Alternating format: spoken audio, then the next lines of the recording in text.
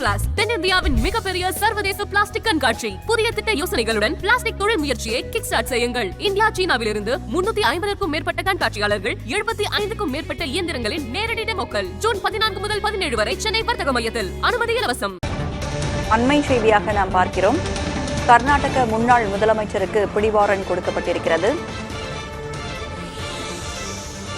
POCSO வழக்கில் எடியூரப்பாவுக்கு பிடிவாரண்ட் பிறப்பித்து பெங்களூரு நீதிமன்றம் இந்த உத்தரவை பிறப்பித்திருக்கிறது.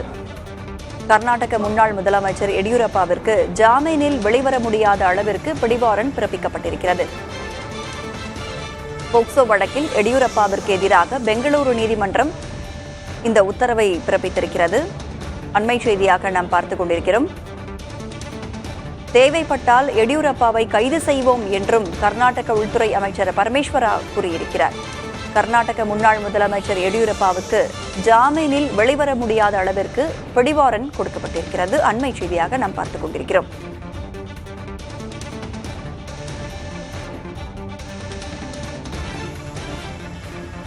போக்சோ வழக்கில் எடியூரப்பாவுக்கு பிடிவாரண்ட் பிறப்பித்திருக்கிறது பெங்களூரு நீதிமன்றம்.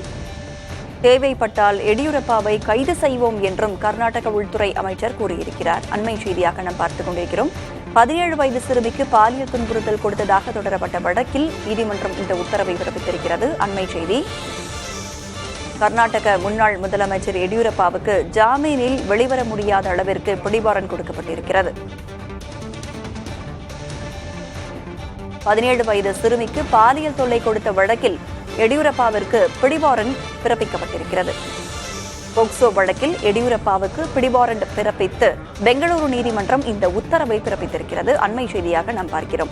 தேவைப்பட்டால் எடியூரப்பாவை கைது செய்வோம் என்றும் கர்நாடக உள்துறை அமைச்சர் கூறியிருக்கிறார். 17 வயது சிறுமிக்கு பாலியல் துன்புறுத்தல் கொடுத்ததாக தொடரப்பட்ட வழக்கில் எடியூரப்பாவுக்கு பிடிவாரண்ட் கொடுக்கப்பட்டிருக்கிறது. ஜாமீனில் வெளிவராத முடியாத அளவில் பிடிவாரண்ட் கொடுக்கப்பட்டிருக்கிறது. அண்மை செய்தி.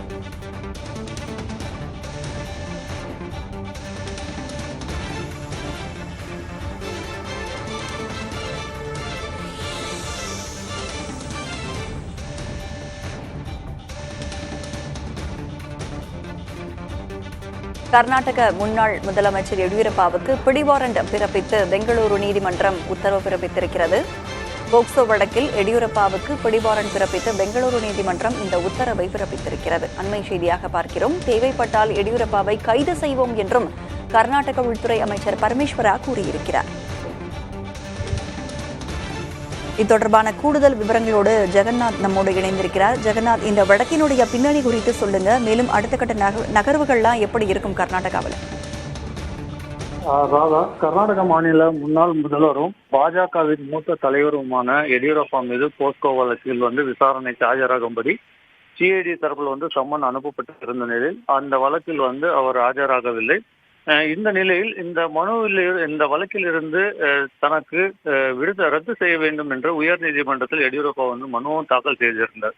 இந்த வழக்கு பார்த்தீங்கன்னா பெங்களூரு சதாசிவ நகரில் வசிக்கும் மம்தா இவர் கடந்த 17 வயது மகளை முன்னாள் முதல்வர் எடியூரப்பா பாலியல் பலாத்காரம் செய்தார் என்று கடந்த மார்ச் 14ஆம் தேதி சதாசிவ நகர் காவல் நிலையத்தில் புகார் அளித்திருந்தார். புகாரின் அடிப்படையில் எடியூரப்பா மீது போஸ்கோ வழக்கு பதிவு செய்யப்பட்டுள்ளது. இந்த வழக்கை சிஐடி போலீசார் தற்போது விசாரணை நடத்தி வருகின்றனர். புகார் அளித்த பின்னும் ஏற்கனவே 53 முக்கிய புள்ளிகள் மீது, அதாவது காவல்துறை, அரசியல்வாதிகள் என்ற பிரபலங்கள் மீது பாலியல் பலாத்காரம் புகார் அளித்துள்ளது விசாரணையில் தெரிய வந்தது. இதற்கிடையில் தான் புகார் அளித்த மமதா புற்றுநோயால் அவதிப்பட்டு வந்த நிலையில் கடந்த மே மாதம் 27ஆம் தேதி சிகிச்சை பலன் என்று மருத்துவமனையில் அவர் உயிரிழந்தார்.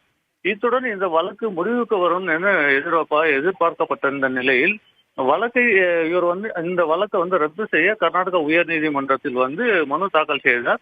ஆனால் இந்த மனு ஏற்கனவே இவர் மீது இது போன்ற புகார்கள் கொடுத்தும் அவரை கைது செய்யவில்லை என்று பாதிக்கப்பட்ட சிறுமியின் சகோதரர் இந்த வழக்கு அவர் இந்த வழக்கில் கைது செய்ய வேண்டும் என்று அவரும் உயர் நீதிமன்றத்தில் மனு தாக்கல் செய்திருந்தார்.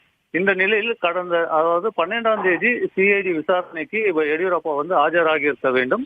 ஆனால் அவர் கடந்த 11ஆம் தேதியே டெல்லிக்கு சென்று விட்டார். இதனால் அவர் சிஐடிக்கு 17ஆம் தேதி ஆஜராகுவதாக அதுவரும் கால அவகாசம் வேண்டும் எனவும் கடிதம் எழுதியிருந்தார்.